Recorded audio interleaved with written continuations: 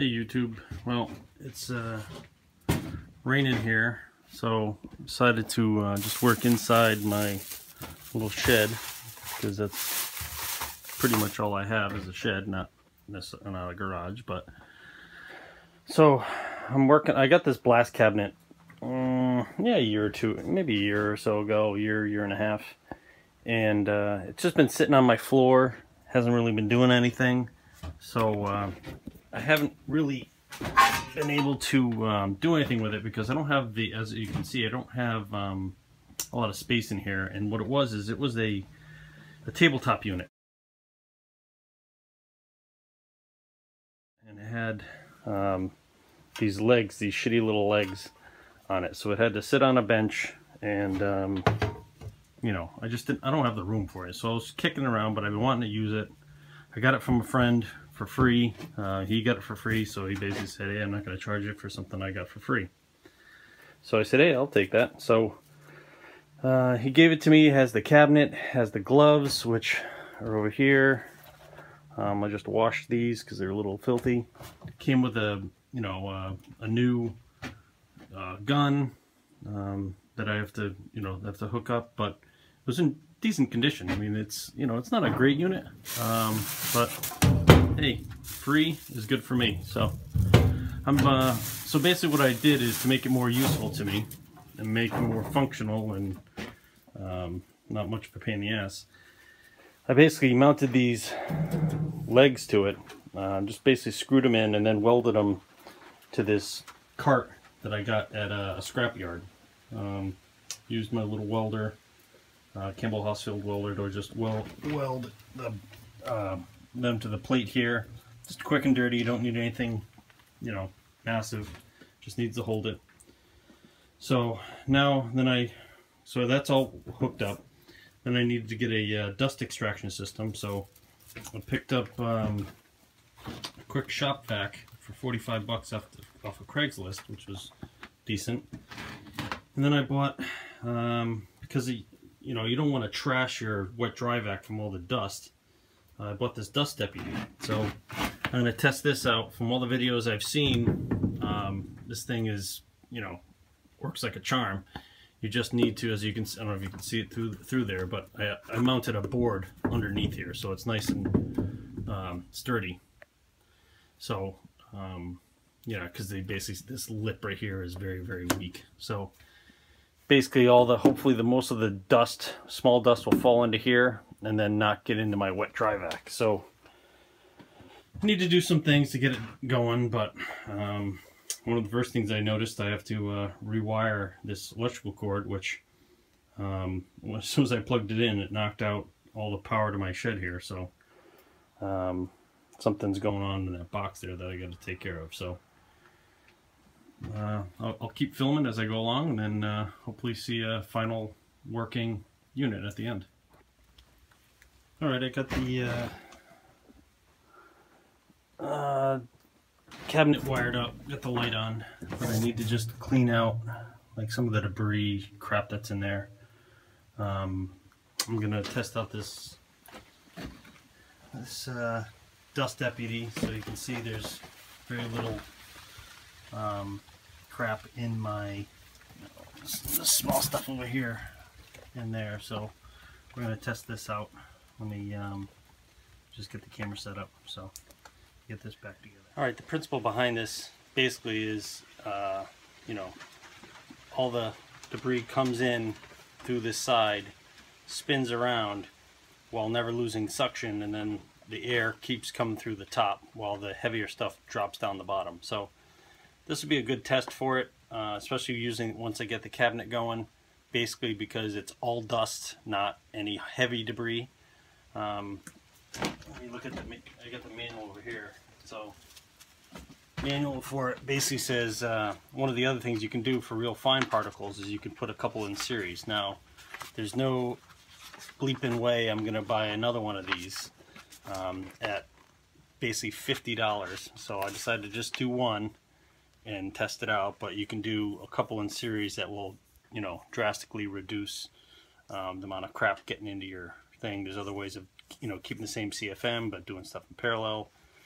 you know, 2 units, yada yada yada. So I'm gonna just try the one. You know, I've read different ones. This one's got the best review, so I decided just to get the top and then you know, configure it to the bucket how I saw. So you have to seal it up and stuff like that. So that was all done, you know, about a week or so ago. So I'm gonna test it out and then we'll take a look. So let me just do a quick check here. Yeah, there's some crap already. It's the small stuff because I just turned it on. So let's try it out. Get the seal going. It's on. Luckily, I got this shop vac is you know, one of the QPV ones, which is quiet one. So hopefully it's not screaming in your ear. I apologize ahead of time if it is, because I got the camera pretty much right next to the camera.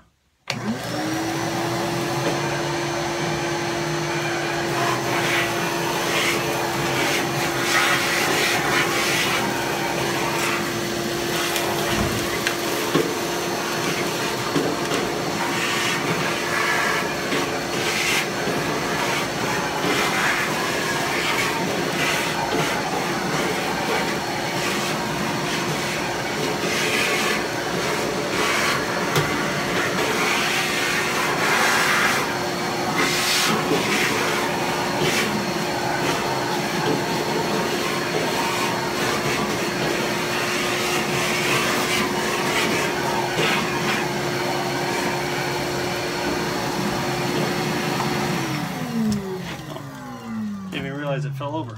That's my fault. Oh well. Well, let's see how much comes in here. See, maybe you need to put a weight or something in here, keep it from getting knocked over. But once it's hooked up to the thing, I'm not too worried about it. Well, as you can see, a lot of crap. That was pretty much what was in there. So we can check. Go ahead and check the main shop vac. So let me unhook this. Switch. Yeah, a little bit. Some of the bigger stuff, but a lot of the finer particles didn't get in there, which is the whole objective of this thing. So, well, progress. Well, made a little progress. Got the gun all hooked up, which was new that he gave me. It was a Campbell Hausfield gun. I just had to switch up quick connect and cut the tube short. I got some metal grate here that I had kicking around. It is a little rusty, so that'll probably be the first thing I clean. As far as the blast material, this is the material. This is heavy. AV grit, 50 pounds, glass bead abrasive. So such designed to use for the abrasive blasters and cabinets. So light, dust-free material. Well, we will see about that.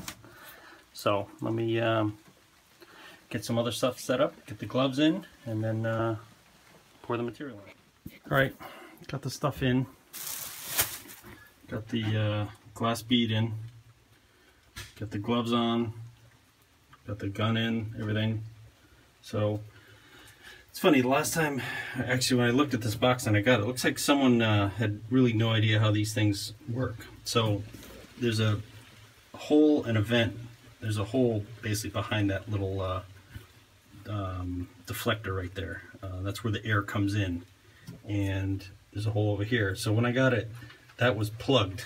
That one was plugged, and this one had kind of like a glued something, like there was glue on it. So it looked like someone was trying to hook some type of weird connector to it, which is incorrect. What you're supposed to be doing on these things, that's your intake for air, and that's your exhaust. So that's going out to the wet dry vac or whatever dust extractor you have. So I don't know what the heck the previous owner was thinking, but that's how these things are hooked up. So I'm going to fire it up and see what happens. Just set up the camera. Basically, I'm going to put this top of the shroud to my Sears HH120 Tecumseh engine. So this is what I'm going to use as my test piece.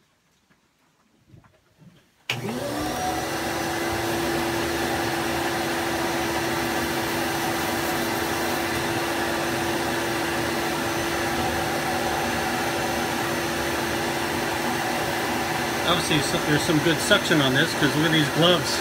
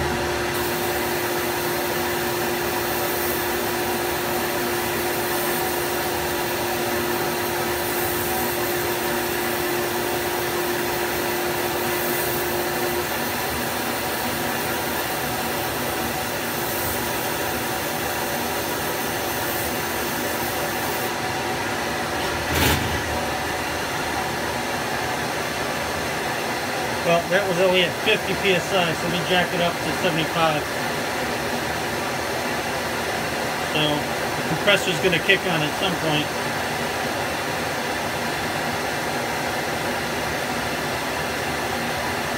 So it's going to be loud, so I apologize ahead of time. It's a small compressor, so it's really not meant for this, but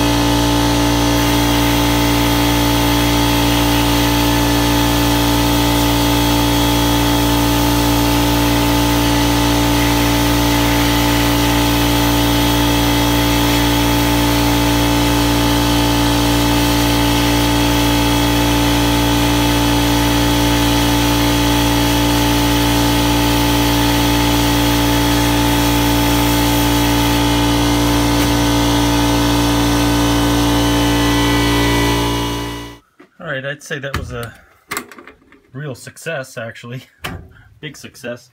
So if I can get this. Ah, it's a pain in the ass. I'll have to try to do this one-handed. So here's the part. That's not bad for, you know, 2 minutes, minute and a half, whatever it was, 3 minutes, I don't know. Worked well. Everything worked well. I was psyched on the, you know, the visual, the fact that the dust was pretty much out of here. So let's see what we caught in the, you know, both the dry vac and the piece. So let's get some light over on the wet dry vac. This up. Oh. Ha ha! Sweet! Nice. So nothing's getting there. Let's take a look at the What's this thing? Get this off. Don't break anything. Oh yeah, that's another thing, guys. Just so you hit, you know. So if you look online, I got this through Amazon. This Oneida. All right, I need 2 hands. Give me a second. All right, like I said, I got this through Amazon, and a lot of the reviews were good, other than, you know, expensive. This is a weak flange, so you need to brace it. It even comes in the instruction manual basically saying you need to brace it. So, but I've also heard these things, you know, if your bucket's too light, this thing can be toppled over. So I put this on here to keep this thing pretty much, you know, stable so it doesn't fall over. So let's look inside this bad boy and see what we got. Get off there, you bastard. So take it down. Not bad, not a lot. We're good, just a lot of stuff from before, so maybe still getting it. So, which is good. Means there's not a lot of dust coming out of the system in general, but it's definitely not getting to the wet dry vac, which is awesome. So I think this was a success. So awesome! I'm excited that I can use this thing, you know, and set it up and then just leave materials. I don't have to, I have other wet sandblasters that I have to drag out. I have to sift the sand, yada yada yada. You gotta, you know, bring up, set up, and then wait for the compressor to cool down. This one I can just, you know, plug it in and run whenever I want, and then leave it whenever I want. So there's no setup to it. So this thing is this is gonna be sweet to use. I'm psyched. Have a good one, guys. Thanks for watching.